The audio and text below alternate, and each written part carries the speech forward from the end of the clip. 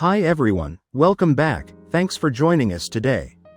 We've got another brand new story to share with you today, so let's begin. My name is Dennis, and the moment she looked me dead in the eyes and said, "You can't control me," I knew our marriage was over.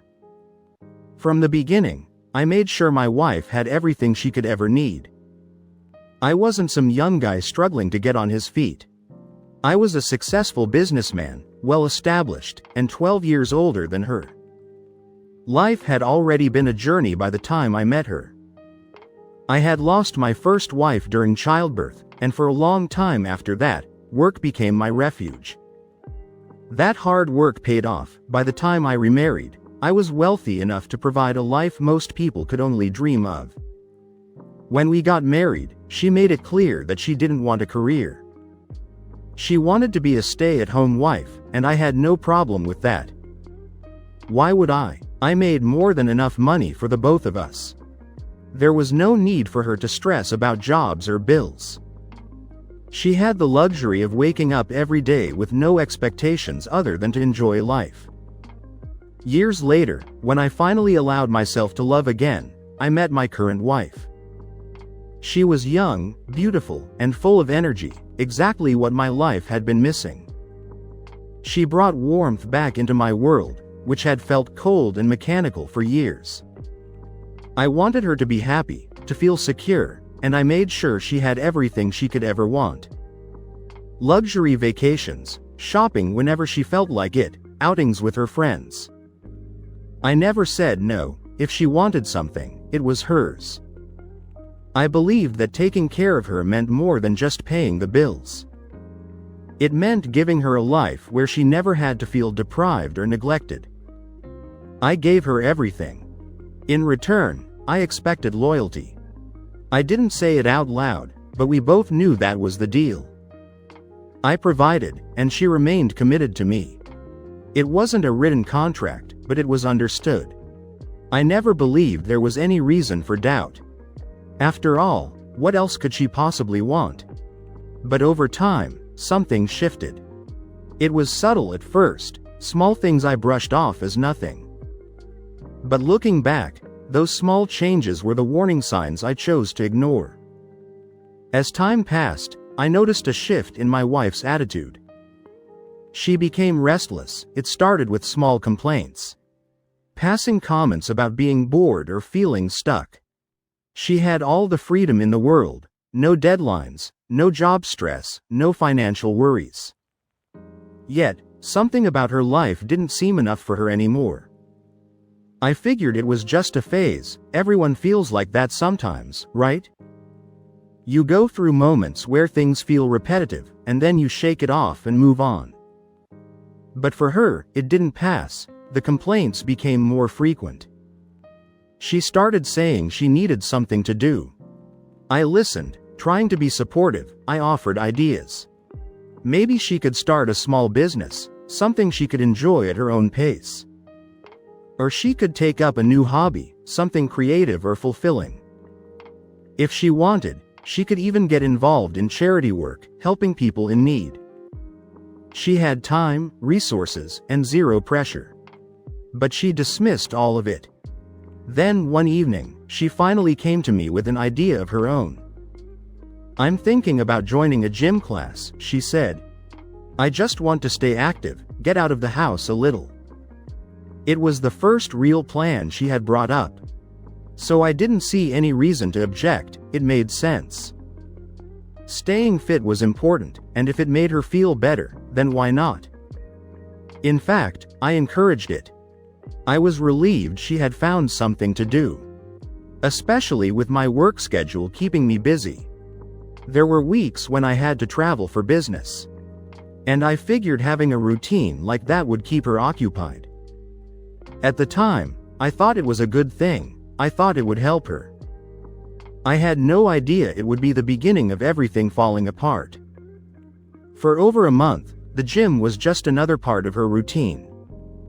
She went almost every morning and came back later in the day. Sometimes a little tired, but always in a good mood. I never thought much about it. If anything, I was glad she had found something to occupy her time. Then, one evening, while we were having dinner, I asked a simple question. One I hadn't thought about before: how's the gym going? I wasn't expecting anything unusual. Maybe she would talk about a new workout she tried or complain about how sore her muscles were. But instead, she barely looked up from her plate and said, "Oh, I don't go to the gym anymore." I blinked. That was news to me. "What do you mean?" I asked. She waved her hand dismissively, as if it wasn't a big deal. "I found out they have dance classes there, so I switched to that instead." She said it so casually, like it was the most normal thing in the world. There was no prior discussion, no mention of it before. Just a sudden switch from lifting weights to dancing. She didn't stop there. As she kept talking, I noticed something different.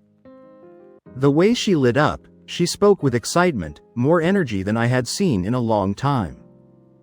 She went on about how fun it was, how she loved the music, the movements, the feeling of letting loose. She said dancing made her feel free, like she could just forget everything and enjoy the moment. At first, I saw no harm in it. If it made her happy, then what was the problem? People change their interests all the time. A dance class was just another form of exercise, right?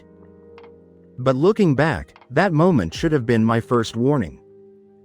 The way she spoke about it, the way she smiled to herself, the way she never even mentioned the gym again. It wasn't just a class, it was something more. I just didn't realize it yet. Taking my annual leave was supposed to be a time for me to relax and spend more time with my wife. I had been working hard for years, constantly traveling for business.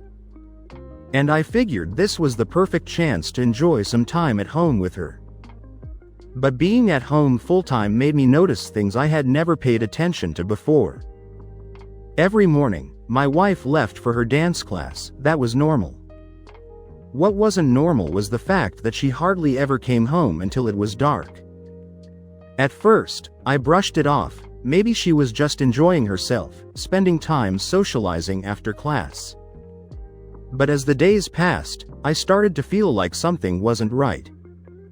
Before, I was too busy to notice. My work schedule had always kept me occupied. And my frequent travels meant I wasn't around to question her routine. But now, with all the time in the world to observe, it became suspicious. One evening, while we were spending time together, I decided to bring it up. I didn't accuse her of anything. I just made a joke, hoping to see how she'd react. "Is this how dance classes work? You leave early and spend the whole day there?"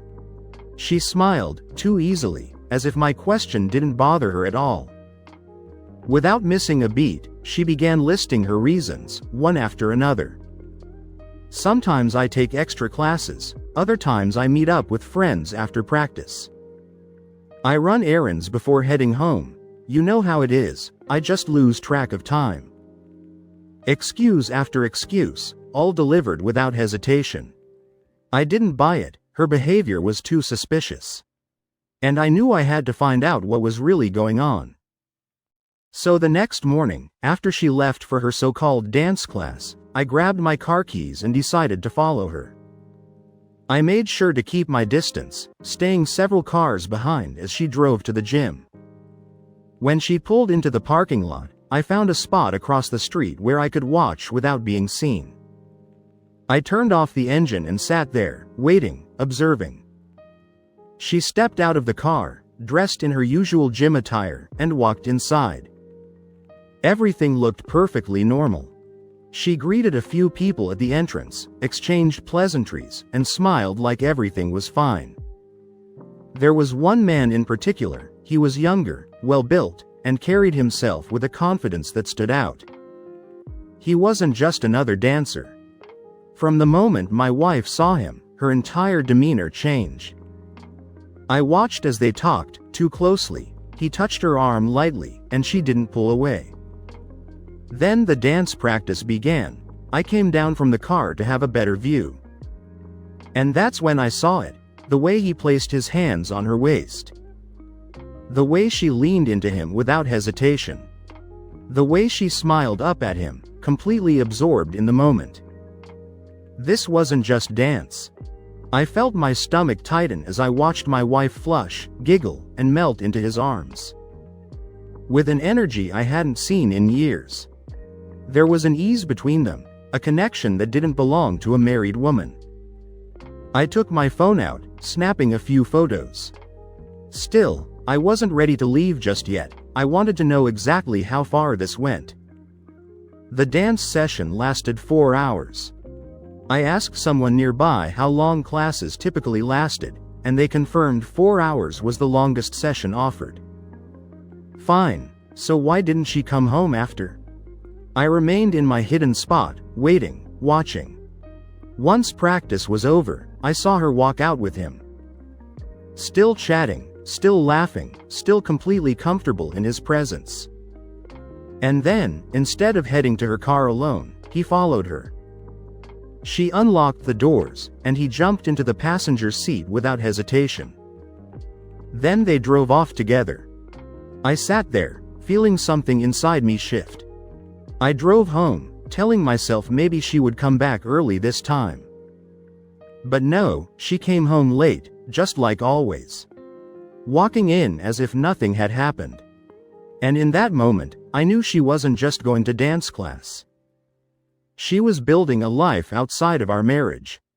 That evening, when she walked through the door, I didn't waste a second. I had spent the entire day replaying what I had seen, thinking through every possible explanation.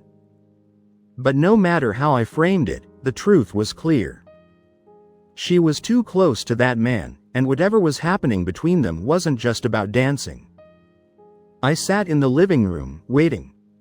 The moment she stepped inside, I spoke. "Who is he?" My voice was calm, steady, but firm. She stopped mid-step, frowning as if she had no idea what I was talking about. "Who?" she asked, tilting her head slightly, playing dumb. I didn't bother with small talk. I pulled out my phone and held it up. The screen glowing with the photos I had taken earlier. Clear images of her and that man at the dance studio, laughing, standing close, his hands on her waist as they danced like lovers. "This guy," I said, keeping my eyes locked on hers. "The one you seem so comfortable with." For a split second, something flickered in her expression. Shock, hesitation, maybe even guilt. But it disappeared just as quickly. Instead, she crossed her arms over her chest and rolled her eyes. Her stance shifting from surprise to defense. "Are you seriously spying on me now?" she snapped, her voice laced with irritation. "You're being ridiculous." Her dismissive tone only made my anger rise. She didn't even deny it. No reassurance, no attempt to explain why she had been with him for hours after the dance session ended. Instead, she was trying to turn the situation on me. As if I was the problem for following her, not her for what she had been doing. I wasn't going to argue. I wasn't going to let her twist the truth. I took a deep breath and kept my voice level. "If you want this marriage to continue, you have to stop the dance classes immediately." She stared at me, her face unreadable. Then, slowly, she smirked. She stepped closer, looked me straight in the eyes, and said 4 words that made my blood run cold. "You don't control me." Then, without another word, she turned on her heel and walked away, leaving me standing there. At that moment, I realized something. This wasn't just about the dance. This was about us, and maybe there was nothing left to save. The next morning, as she got ready to leave, I sat at the dining table, drinking my coffee and watching her. She moved with the same carelessness as always, acting as if last night's conversation had never happened.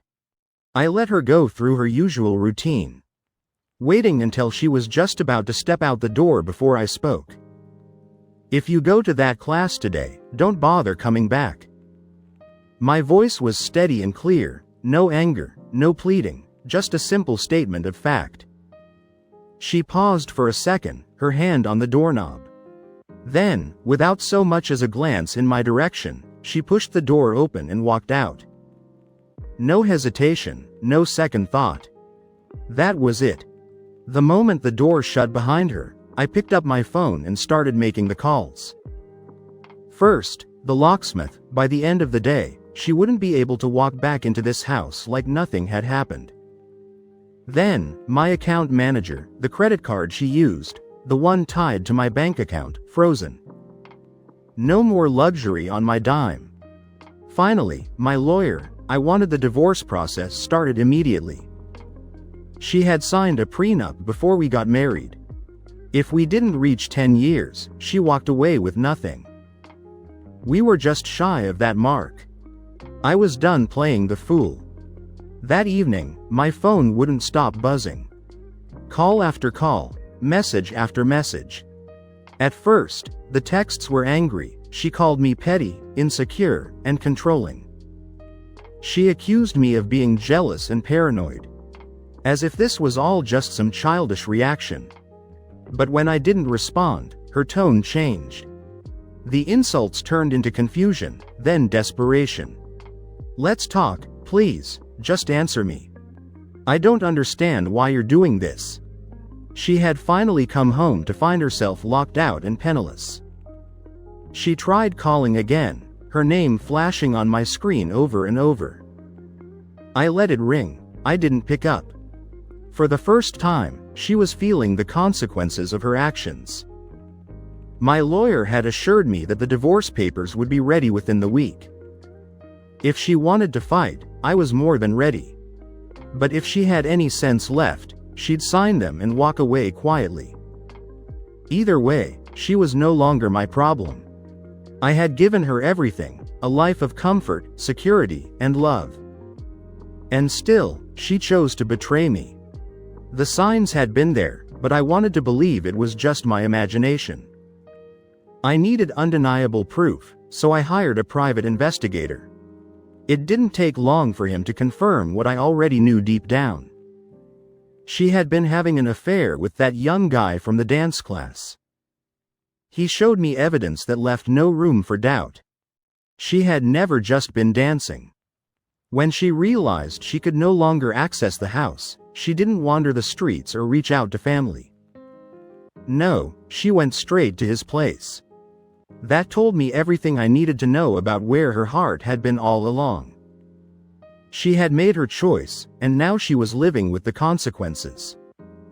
She thought she could walk all over me, disrespect our marriage, and still come home to the life I built for her. But she learned the hard way, every action has a price. So what do you think? If you were in my shoes, what would you have done? Would you have given her another chance, or would you have walked away like I did? Let me know in the comments. And if you enjoyed this story, don't forget to like, share, and subscribe for more stories like this.